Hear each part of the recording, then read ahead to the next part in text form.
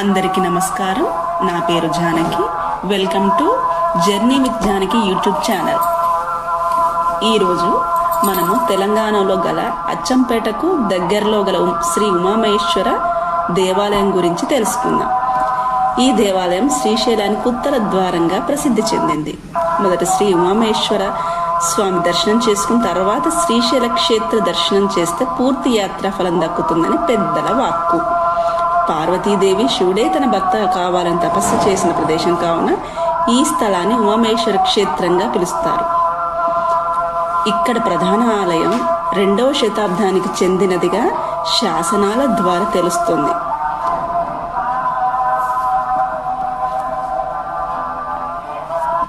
ఇక్కడి వాతావరణం కొండ కోనలతో పచ్చని చెట్లతో చాలా ఆహ్లాదకరంగా ఉంది.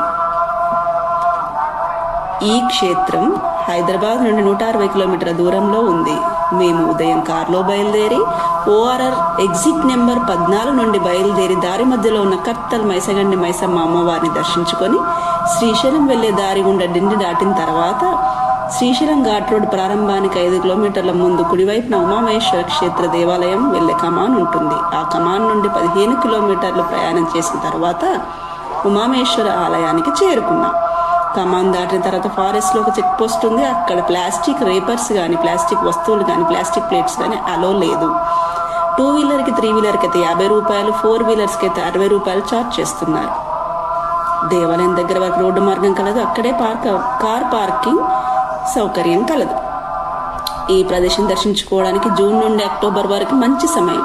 వర్షాకాలం కావున చెట్లు పచ్చదనంతో ప్రదేశం చాలా మనోహరంగా ఉంది. ట్రెక్కింగ్ చేసే వాళ్ళకి చాలా మంచి స్థలం. ఫోటోలు, వీడియోలు, సెల్ఫీలు, యూట్యూబర్స్కి అందరికీ చాలా బాగుంది ఈ ప్లేస్.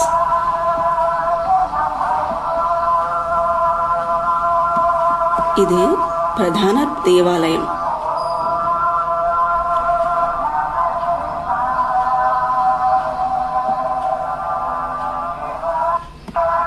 ముందుగా మనం ప్రధాన ఆలయం దాటి పాప వినాశనం అనే చోటుకు వెళ్ళవలసి ఉంటుంది. అక్కడ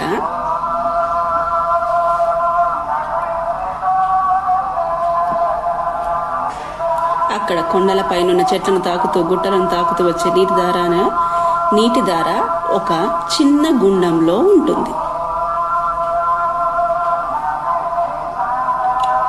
ఆ నీటిని ఉపయోగించి మనం స్వామివారిని, అమ్మవారిని, గణపతిని, సుబ్రహ్మణ్య స్వామిని అభిషేకం చేసుకోవచ్చు.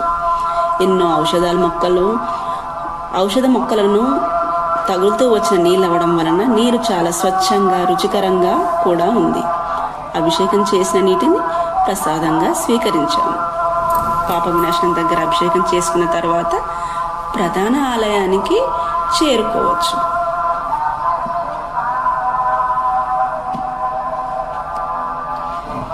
ప్రధాన ఆలయం ఎదురుగా ఒక ధ్వజస్తంభం దర్శించుకొని దర్శనం కోసం గుడిలోకి వెళ్ళాక మొదట గణపతిని, తర్వాత ఉమాదేవిని, తర్వాత అయ్యవారిని దర్శించుకొని ఆ పక్కనే ఉన్న మహిషాసురమర్దిని అమ్మవారిని దర్శించుకున్నాం.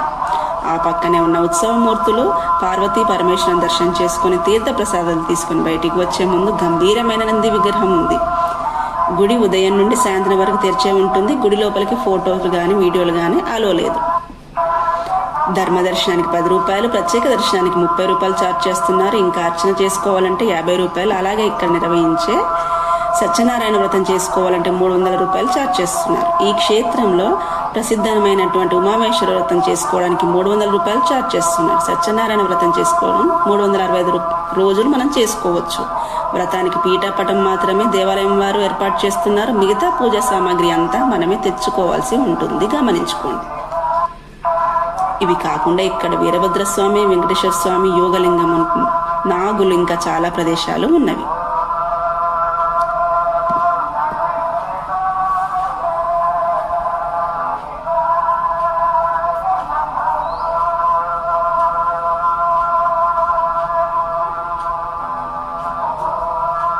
ఇదే యోగలింగం. ఇవి నాగులు. ఇది శ్రీశైలానికి వెళ్లే గుహ అని చెప్తారు. ఇవి స్వామివారి పాదాలు. ఇక్కడ ఉన్న ఒక మంచి విషయం, ప్రతినిత్యం అన్నదానం జరుగుతున్నది.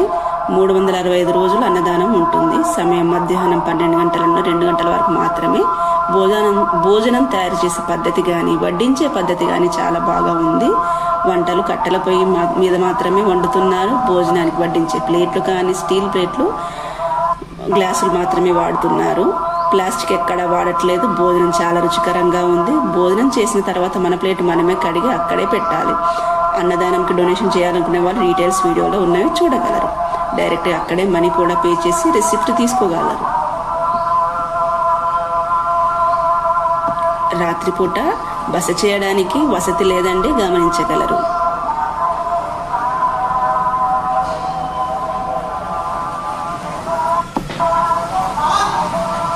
మరొక ముఖ్య విషయం ఏమిటంటే ఇక్కడ కోతులు చాలా ఎక్కువగా ఉన్నాయండి. పిల్లలు, తినుబండారాలు కోతులకు దూరంగా ఉంచుకోండి.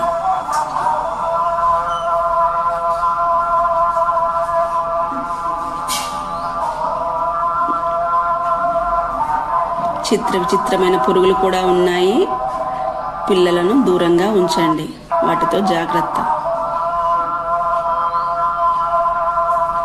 లొకేషన్ ఇంకా హైదరాబాద్ నుండి ఎలా వెళ్ళాలి అనే లింక్స్ డిస్క్రిప్షన్లో ఉన్నాయి, చూసుకోగలరు.